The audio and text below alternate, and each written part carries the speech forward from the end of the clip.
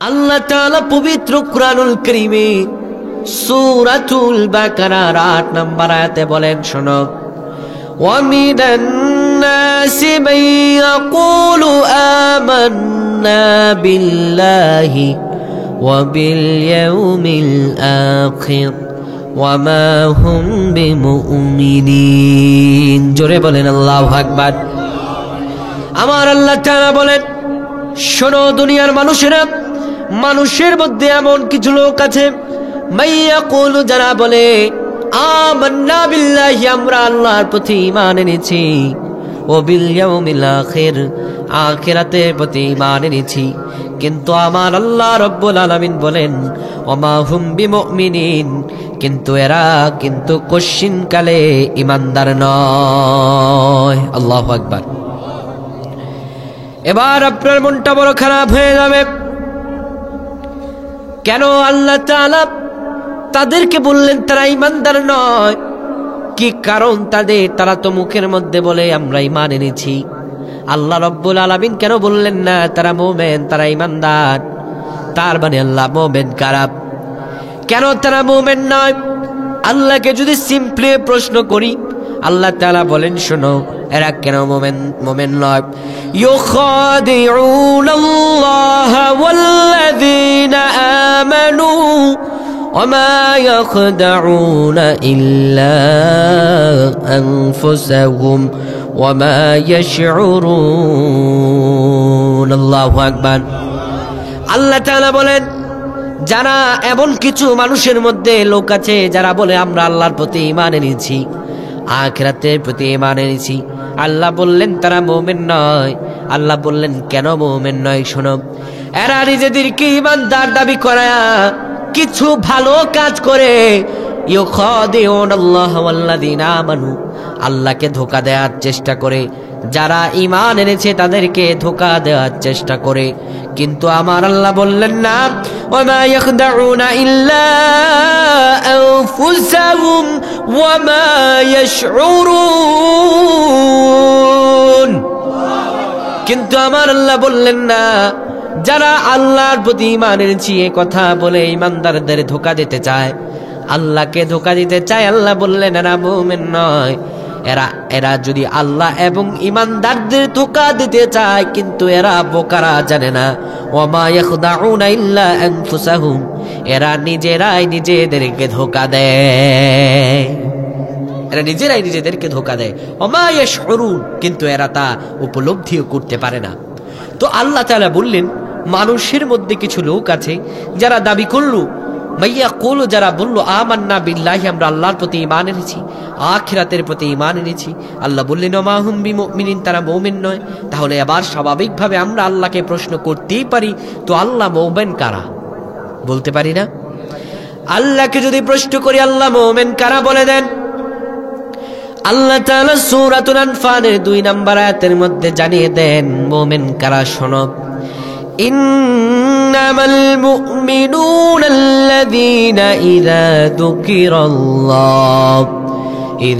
যুকিরাল্লাহু ওয়াজিলাত কুলুবুহুম ওয়া ইযা তুলিয়াত আলাইহিম আয়াতুহু যাদাতুহুম ঈমানা।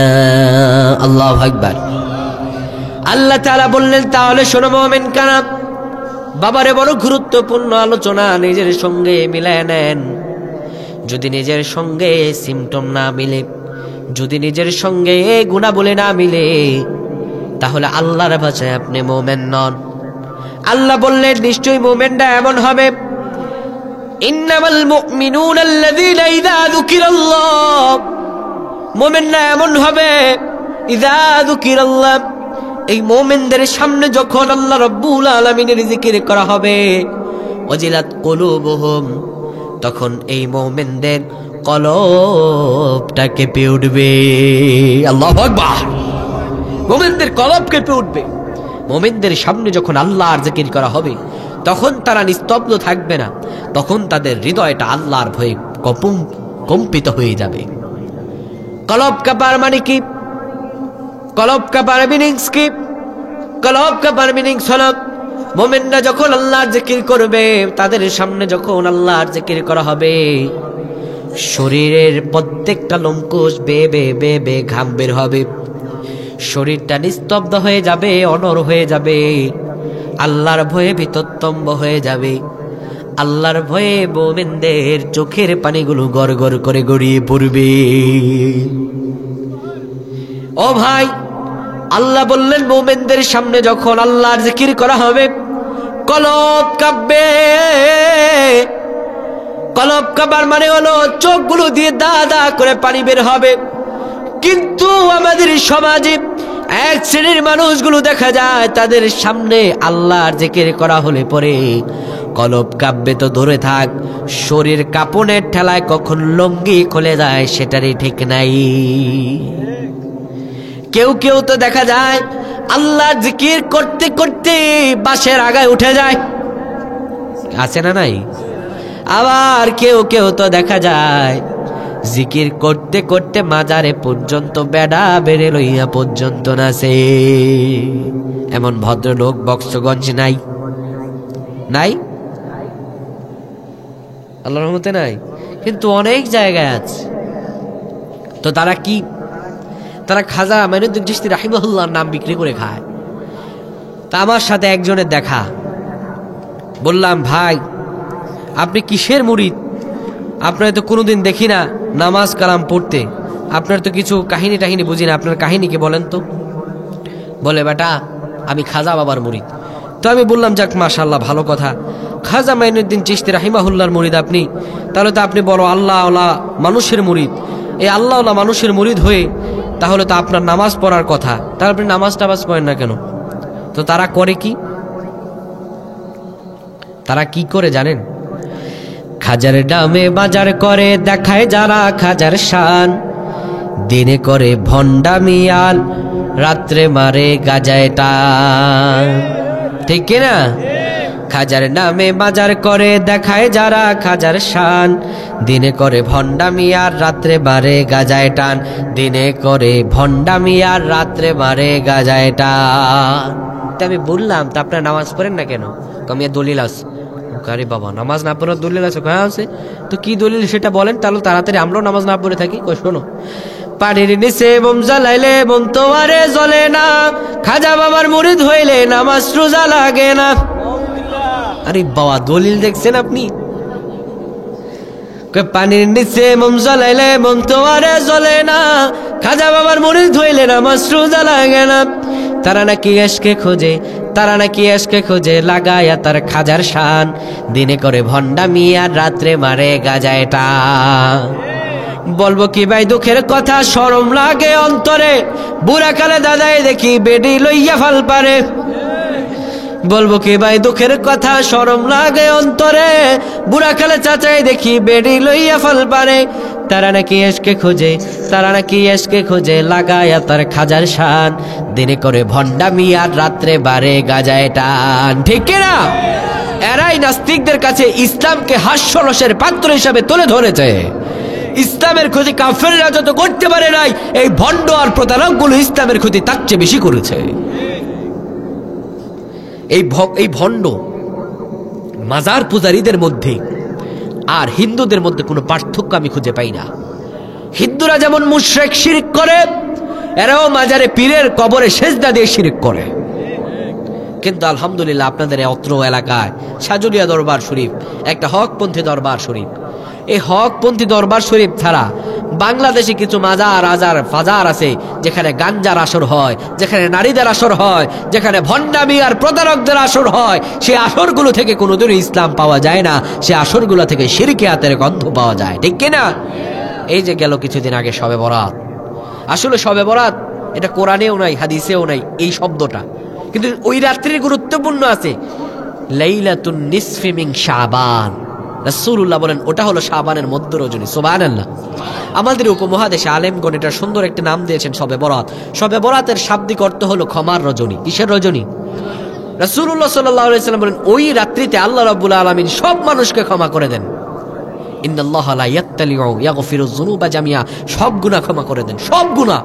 শুধু দুইজন ব্যক্তিকে ক্ষমা করেন না, একটা হচ্ছে লি মুশরিকিন আও মুশাহিন, একটা হচ্ছে যে ব্যক্তি শিরকিয়াতের সাথে জড়িত, যার আমলের মধ্যে শিরিক জড়িত, অর্থাৎ আল্লাহ ব্যতীত অন্য কেউ কোনো অন্য বস্ত্র আর ইবাদত পাওয়ার যোগ্য হতে পারে, আল্লাহ ছাড়া কোনো পীর দিতে পারে, কোনো মুর্শিদ দিতে পারে, কোনো মাজার দিতে পারে, এই চিন্তা চেতনা লালনকারী আর অন্তরে হিংসা পোষণ করা। তো শিরকিয়াত থেকে আলহামদুলিল্লাহ আমরা অধিকাংশ মানুষই মুক্ত, ঠিক কিনা? অনেকে আছে আমরা মাজারে সেজদা দেওয়া পছন্দ করি, কেউ মাজারে সেজদা হবে একজনের জন্য, তিনি কে? সেজদা হবে আল্লাহর জন্য, আল্লাহ ছাড়া আর কেউ সেজদা পেতে পারে? যারা সেজদা নেয় এরাও মুশরিক, যারা সেজদা দেয় এরাও শিরিক করে, এরাও মুশরিক। আও মুশাহিন, যাদের মধ্যে হিংসা বিদ্বেষ আছে আল্লাহ এদের ক্ষমা করেন না। তো হিংসা বিদ্বেষ নিয়ে বলতে গেলে এটা আমাদের রন্ধে রন্ধে ছড়ায় গেছে। মানে হিংসা এখন কেমন আকারে ধারণ করছে জানেন? সিম্পলি বলি, রহিম মিয়া, আব্দুর রহিম মিয়ার বেটা আব্দুল কুদ্দুস মিয়া বলে, আরে আব্দুর রহিমের একটা পোলা আছে, এই ছেলে উন্নতি করতে পারবে না, এ তো 5 পাসই করতে পারবে না। দেখা গেল কিছুদিন পরে আব্দুর রহিমের ছেলে 5 পাস করে ফেলছে।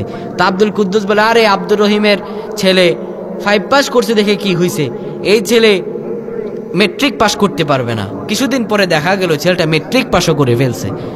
এবার কুদ্দুস মিয়া বলে, আরে রহিমের বেটা ওই মেট্রিক পাস করলে কি হয়েছে, ইন্টারমিডিয়েট আইএ পাস করতে পারবে না। কিছুদিন পরে দেখা গেল ছেলেটা আইএ পাসও করে ফেলছে।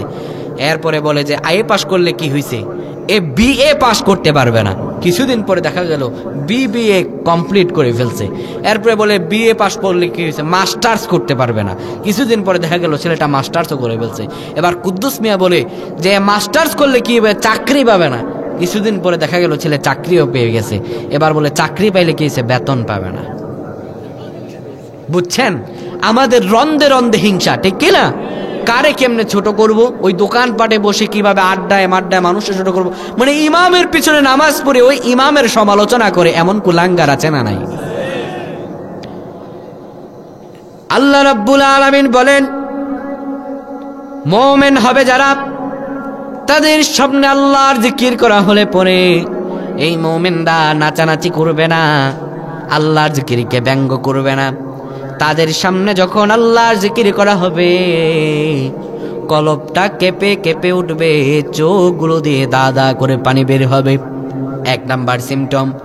আল্লাহ এরপরে বলেন, ওয়াইযা তুলিয়াত আলাইহিম আয়াতুহু যাদাতুহুম ঈমানা। শোনো দুনিয়ার মানুষেরা, আমার ইমানদার বান্দাদের সামনে যখন কোরআনের আয়াতগুলো তেলাওয়াত করা হবে, তখন আমার ইমানদার বান্দাদের যাদাতুহুম ঈমানা, তখন তাদের ঈমানটা বেড়ে যাবে। আসতে পারেন সুবহানাল্লাহ। ও ভাই, এতক্ষণ ধরে আলোচনা শোনার পরে একটা প্রশ্ন আমি করতে চাই। সব ইমানদারের সামনে কোরআনের আয়াতগুলো তেলাওয়াত করা হলে পরে, কোরআনের আয়াতগুলো বুঝানোর পরে, কোরআনের আয়াতগুলো ব্যাখ্যা করা হলে পরে সব ইমানদারের কি ঈমান বাড়ে? কথার উত্তর দেন, কেমনে বাড়ে? ও ভাই, আবার প্রশ্নের জবাব আপনাকে বলি। কোরআনের আয়াতগুলো বললে সব ইমানদারের যদি ঈমান বাড়ত, শুধু কোরআনের কথা বলার কারণে এতগুলো আলেম কোনোদিনও কারাগারে বন্দী থাকতে পারত না। পার্লামেন্টে 300টা আসন, 300টা আসনের মধ্যে আমি যদি একদম বাদ দেই 200টা আসনের এমপি মুসলমান নিজের ইমানদার দাবি করে, এতগুলো আলেম কারাগারে বন্দী শুধু কোরআনের কথা বলার কারণে, আর কোনো অপরাধ তাদের নাই।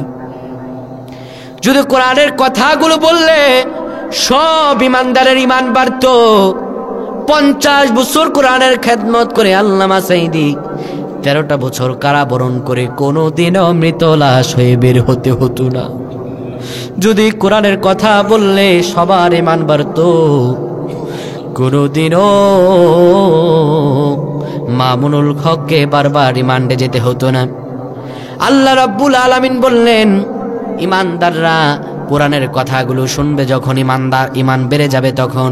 কিন্তু এখন প্রশ্ন করতে পারেন, হুজুর তাহলে কোরআনের কথাগুলো বললে বাধা দেয় কারা, বিপত্তি সৃষ্টি করে কারা, তাদের পরিচয় কি? আল্লাহ তাআলা হামিম সিজদায় তাদের পরিচয় জানায় দেন। আল্লাহ বললেন, শোনো এরা কারা। وقال الذين كفروا لا تسمعوا لهذا القرآن والغوا فيه لعلكم تغلبون الله أكبر।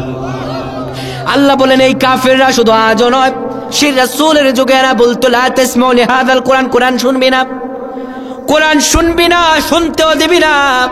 যখন কোরআন শোনানো হবে ওয়ালগাউ ফীহি লাআল্লাকুম তাগলিবুন, সেখানে বিশৃঙ্খলতা করে দিবি, লন্ডভন্ড করে দিবি। যারা কোরআনের কথাগুলো বলবে তাদের টুটি চেপে ধরবি, তাদের মুখ চেপে ধরবি, তাদের কথা বলতে দিবি না।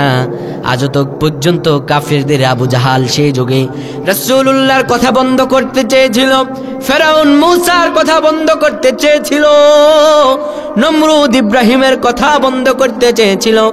আজ তো পর্যন্ত জালেমেরা আবু জাহাল নেই, আবু জাহালের নাতি পুতিরা আজ তো পর্যন্ত আবু জাহালের ভূমিকা পালন করে এই কোরআনুল কারীমের অগ্নি শিখাকে, কোরআনুল কারীমের কথাবার্তাকে বন্ধ করার জন্য আজ তো পর্যন্ত এরা পায় তারা করছে, ঠিক কিনা? কিন্তু উত্তর আমারে দেবেন, এই কাফেররা যতভাবে চক্রান্ত করবে কোরআনুল কারীমের অগ্নি শিখাকে বন্ধ করতে, কিন্তু কোনো কাফের মুশরিকের দ্বারা কি সম্ভব কোরআনের অগ্নি শিখাকে রুখে দিতে?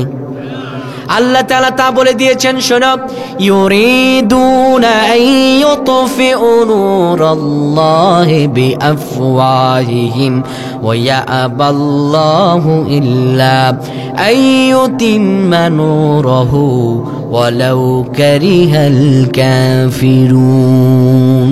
আল্লাহ বললেন, এইসব কাফেররা চায় মুখের ফুৎকার দিয়ে আল্লাহর অগ্নি শিখাকে নিভিয়ে দিতে, কিন্তু আমার আল্লাহ বললেন ওয়ায়াবাল্লাহু ইল্লা আইয়ুতিম্মা নূরাহু, এই কাফেররা যতই চাইবে না কেন মুখের ফুৎকার দিয়ে আল্লাহর নূরকে নিভিয়ে দিতে, এই কাফেররা যতই চাক আল্লাহর নূরকে নিভিয়ে দেওয়ার ক্ষমতা এই পৃথিবীতে কারো নাই, ঠিক কি না? আল্লাহ বললেন ওয়ায়াবাল্লাহু ইল্লা আইয়ুতিম্মা নূরাহু ওয়ালাউ কারিহাল কাফিরুন, এরা কাফেররা যতই চাক না কেন আল্লাহর নূরকে নিভিয়ে দিতে, কিন্তু কোনো কাফের আল্লাহর নূরকে নিভিয়ে দিতে পারবে না। আল্লাহ নিজেই তার নূরকে প্রজ্বলিত করবে। কেমন করে জানেন? একটা উদাহরণ দেখায়। মা নামাজে দাঁড়াবে, আসরের সময় চলে যায়, ছোট্ট বাচ্চা, মা বলে, বাবা রে আমি নামাজে দাঁড়াচ্ছি। এই যে আপনারা মাটির চুলা চেনেন সবাই, মাটির চুলায় ভাত বসাইছে, মা বলে, বাবা রে এই মাটির চুলায় ভাতটা বসাই দিয়ে গেছি, এই যে আমি এখন নামাজে দাঁড়িয়ে গেলাম, এই যে আমি নামাজে দাঁড়ালাম, তুই কি বাপ আগুনটা নিভাতে পারবি? আসো নামাজে মা দাঁড়াবে, ছেলের বয়স 6-7 বছর। তো 6-7 বছরের বাচ্চাগুলোকে দেখবেন হুকুম দেওয়ার আগে তারা দৌড়ায় চলে, ঠিক কিনা? আপনার ঘরে যদি 2টা বাচ্চা থাকে, যদি দুইটারে বলেন, দুইটারই বয়স সেম 6-7 বছর, দুইটারে যদি বলেন বাবা আমার জন্য পানি নিয়ে আসো, মানে কোনটার আগে কোনটা দৌড়ে পানি নিয়ে আসবে রীতিমতো প্রতিযোগিতা শুরু করে দেয়, ঠিক কিনা? ওরে ভাই, কথায় কথা এসে যায়, আমাদের সমাজে কিছু কুলাঙ্গার দাদা আছে, কুলাঙ্গার চাচা আছে, কুলাঙ্গার মামা আছে, কুলাঙ্গার বাবা আছে। এরা এই 6-7 বছরের বাচ্চাগুলোরে দিয়ে দোকান থেকে আকিস বিড়ি আর সিগারেট আনায় না? এরা আবার বড় হওয়ার পরে যখন ছেলেটা কথা শোনে না, নেশাগ্রস্ত, হুজুরের কাছে এসে কান দেখো, হুজুর একটু পানি পড়া দেন, আমার ছেলেটা কথা শোনে না, আমার ছেলেটা বদ হয়ে গেছে। ওরে ভাই, আজকে আপনার ছেলেটাকে যারে দিয়ে আপনি 6-7 বছরের সন্তানটারে দিয়ে সিগারেট আর বিড়ি আনাচ্ছেন, ওই ছেলেটা বড় হয়ে আবার বাবা খাবে না তো খাবেটা কি? এসে বলে, হুজুর পিতামাতার হক সম্পর্কে ওয়াজ করেন, কিন্তু আপনি কি আপনার সন্তানের হক আদায় করেছেন? তো মা বলতেছে, বাবা আমি নামাজে দাঁড়াবো, তুই আগুনটা নেভাইয়া দিবি। মা যখন নামাজে দাঁড়াইছে, আসর নামাজ 4 রাকাত, কয় রাকাত? মা পড়লা 2 রাকাত, বাকি আছে কয় রাকাত? ফরজ 4 রাকাত পড়ার মধ্য দিয়ে ছেলে তাকায়া দেখে এবার ভাতের মধ্যে কেমন যেন ফেনা ফেনা দেখা যায়। ছেলে ছোট্ট মানুষ, অত কিছু বোঝে না। ছেলে জানে যে উন্নয়নের ঠেলা এখন লোডশেডিং যখন হয়ে যায়, মা তখন মেজের কাঠি দিয়ে আগুন জ্বালায় দেয়, মোমবাতির মধ্যে আগুন জ্বালায় মেজ দিয়া, আর মোমবাতিতে আগুন নিবায় ফু দিয়া, ঠিক নয় কি? ছেলে ভাবছে এটারও পদ্ধতি এক। ছেলে এবার চুলার ধারে গেল, জোর থেকে একদম মারতেছে ফু। ছেলে বলে, এইভাবে তো কাজ হবে না, কি দিয়ে মারা যায়? একটু তাকায় দেখে পাশে একটা বড় পাইপটা এনে চুলার মাঝখানে একদম মারছে, মারার পরে এবার জোরে জোরে মারতেছে, ফু ফু। এবার বুঝে থাকলে বলবেন, এই ফুয়ে, এই বাতাসে, মুখের এই ফুৎকারে আগুনকে নিববে নাকি বাড়বে? আগুন নিববে না বাড়বে?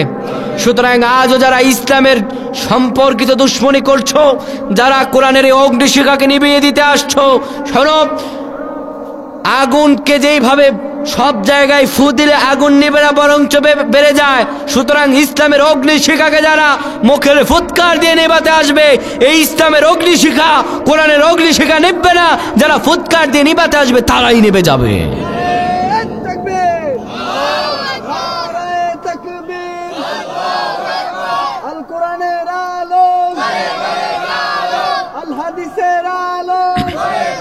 প্রিয় ভাইরা আমার, মনোযোগ দেবেন। আল্লাহ তাআলা বললেন, মুমিনেরা কখনো কোরআনের বিরুদ্ধাচরণ করতে পারে? আল্লাহ বললেন, মুমিন হবে তারা যাদের সামনে কোরআনের কথাগুলো বলা হলে পরে তাদের ঈমানটা বেড়ে যাবে। ওয়া আলা রাব্বিহিম ইয়াতাওয়াক্কালুন, এবং তারা আল্লাহর প্রতি নির্ভরশীল হয়ে যাবে।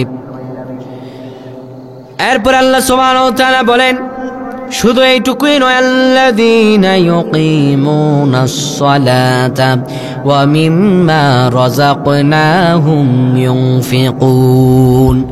আল্লাহ বলেন, এই মুমিনরা, তাদেরকে যে সম্পদ দিয়েছি ওই সম্পদ থেকে তারা আল্লাহর রাস্তায় ব্যয় করবে।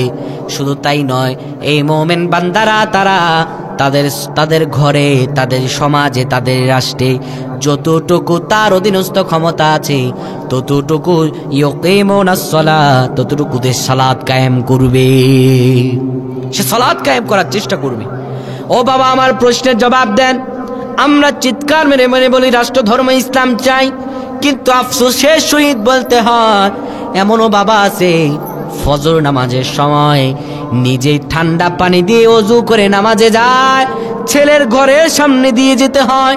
বাবা নামাজে যাবে ফজরের সময়, ছেলে কম্বল মুড়ি দিয়ে ঘুমায়। বাবা ছেলের ঘরের সামনে দিয়ে যাবে, ছেলের মাথা থেকে কম্বলটা গলায় এসে গেছে। বাবা ছেলের এই অবস্থা দেখে ওই কম্বলটা টেনে ছেলের মাথার উপরে দিয়ে দিয়ে ছেলের জাহান্নামে পাঠায়া বাবা নামাজে জান্নাতি হতে যায়, এমন বাবা আমাদের সমাজে নাই। ও বাবা, আল্লাহ তাআলা নিজে নামাজ পড়তে বলেন নাই, গোটা সমাজ চেঞ্জ করার দায়িত্ব আল্লাহ আপনারে আমারে দেয় নাই, কিংবা আপনি আমি চাইলেও পারবো না। কিন্তু নিজের ঘরের তো সকলকে নামাজ আপনি আমি পড়াতে পারি, চাইলেই পারি না? ও বাবা, এটা তো একটা আছে। আবার অনেক বাবা আছে হজ করে এসে ছেলের হাতে অ্যান্ড্রয়েড ফোন তুলে ধরেছে, ছেলে অ্যান্ড্রয়েড ফোন দিয়ে কত মেয়ের সঙ্গে কত কথা বলে, কত প্রেম প্রীতির মধ্যে জড়ায় যায়, কত লাইন ফাইন করে, ফেসবুকে মেয়েদের আইডি পাইলেই রিকোয়েস্ট পাঠায়। ওইদিকে হাজী সাহেব হজ করে এসে নামাজে যায়, এদিকে ছেলে কি করতেছে কোনো খোঁজই নাই। ছেলে চাইছে বাইক ধরাই দিছে, ছেলে বাইক নিয়ে কার মেয়েকে পেছনে উঠায়া কোন জায়গার মধ্যে ঘুরে, কোনো খবর নাই। আল্লাহ রাব্বুল আলামিন বললেন না, কু আনফুসিকুম ওয়া আহলিকুম নার, নিজেও জাহান্নামের আগুন থেকে বাঁচো, নিজের পরিবারকেও জাহান্নামের আগুন থেকে বাঁচাও। বুঝছেন? নিজে বাঁচো জাহান্নামের আগুন থেকে এবং পরিবারকেও বাঁচাও। আমাদের এলাকায় এক চেয়ারম্যান সাহেব হজ করে এসেছে, হজ করে এসে বোর ছবি একদম তুলে আপনার ফেসবুকে মেরে দিছে, প্রোফাইল পিকচার হয়, আবার লেখছে ক্যাপশনে, লাভ ইউ ডার্লিং। ওরে বাবা, কি ভালোবাসা! তার ভালোবাসা ফেসবুকে দেখাতে হবে। আমি বলি শুনেন, যারা নিজের স্ত্রীর ছবি ফেসবুকে দেয় তারা কোনোদিন আল্লাহর জান্নাতে যেতে পারবে না। যারা নিজের বউর ছবি ফেসবুকে দেয়, যারা নিজের মায়ের ছবি ফেসবুকে পরপুরুষকে দেখায় দিয়ে, যারা নিজের প্রাপ্তবয়স্ক বোনের ছবি ফেসবুকে দেয়, এরা আল্লাহর জান্নাতে যেতে পারবে না, কারণ এরা দাইয়ুস। রাসূলুল্লাহ বলছেন, আদ-দাইয়ুসু লা তাদখুলাল জান্নাহ, দাইয়ুস কোনোদিন জান্নাতের ঘ্রাণও পাবে না, জান্নাতের সুঘ্রাণও পাবে না। নিজে নামাজ পড়লেন, সন্তানকে নামাজ পড়তে বললেন না, নিজে নামাজ পড়লেন।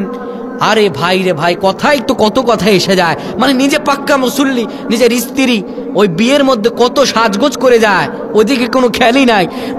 দেখা যায় যে বৃদ্ধা মহিলা, তার দিকে কেউ তাকাবেও না, বুড়ারা পর্যন্ত তাকাবে না, ওই মহিলা 6, 7, 8, আটপাট পরে বিয়ের মধ্যে যায়, আর নিজের কচি অল্প বয়সী মেয়েটা লিপস্টিক দিয়ে সুন্দরভাবে সাজায়া মেয়েটারে সামনে দিয়ে যায়। ছেলেরা মেয়েটার দিকে কুদৃষ্টি দেয়, এদিকে নিজে একদম পাক্কা হুজুর। আল্লাহ তাআলা বললেন না, মুমিনেরা এমন হবে না। এই মুমিন বান্দারা ইউকিমুনাস সালাত, তারা সালাত কায়েম করবে, ইসলাম প্র্যাকটিস করবে। শুধু নিজের ব্যক্তিগত জীবন নয়, পারিবারিক জীবনে, রাষ্ট্রীয় জীবনে যতটুকু তার অধীনস্থ আছে ততটুকু সে সালাত কায়েম করবে। এরপর আল্লাহ বললেন, وَمِمَّا رَزَقْنَاهُمْ يُنْفِقُونَ, এবং তারা তাদের আল্লাহ যে রিজিক দিয়েছেন সেই রিজিক থেকে তারা আল্লাহর রাস্তায় ব্যয় করবে। এই চিহ্নগুলো, এই গুণাগুণগুলো যাদের মিলে যাবে, আল্লাহ তাআলা সূরাতুল আনফালের 4 নম্বর আয়াতে তাদেরকে সার্টিফিকেট দেন। আল্লাহ তাআলা বলেন, উলাইকা হুমুল মুমিনুনা হাক্কা। আল্লাহু আকবার। আল্লাহ বলেন, এরাই সত্যিকারের মুমিন। কারা সত্যিকারের মুমিন? যাদের সামনে আল্লাহর জিকির করা হলে পরে কলব কাঁপে, যারা সালাত কায়েম করে এবং আল্লাহ যে রিজিক দিয়েছেন তা থেকে ব্যয় করে, যারা কোরআনের কথা শুনলে ঈমান বেড়ে যায়। আমার আল্লাহ বলেন, এরাই সত্যিকারের মুমিন। এরা ছাড়া যারা মুমিন দাবি করবে সবগুলো ভণ্ড, প্রতারক আর লম্পট। এরপর আল্লাহ রাব্বুল আলামিন বললেন, আমি শুধু সার্টিফিকেট দিয়ে ক্ষান্ত নই, শোনো, লাহুম দারাজাতুন ইনদা রাব্বিহিম ওয়া মাগফিরাতু ওয়া রিজকুম কারীম। আল্লাহ বলেন, তাদের জন্য তাদের প্রতিপালক আল্লাহ রাব্বুল আলামিনের পক্ষ থেকে রয়েছে ক্ষমা এবং সম্মানজনক জীবিকা। সুবহানাল্লাহ। আল্লাহর পক্ষ থেকে তাদের জন্য ক্ষমা এবং সম্মানজনক জীবিকার ব্যবস্থা রয়েছে। তো এই মুমিনদের পরিচয় পেলাম। তো এই মুমিনদের আসলে ফজিলত কি জানা দরকার আছে না নাই? এই মুমিনদের ফজিলত কি? মুমিনদের ফজিলত আল্লাহ সুবহানাহু ওয়া তাআলা 23 নম্বর সূরা 18 নম্বর পারা অবস্থিত সূরাতুল মুমিনুন, এই মুমিনদের সম্পর্কে আল্লাহ গোটা একটি সূরাই নাজিল করে দিয়েছেন। সুবহানাল্লাহ।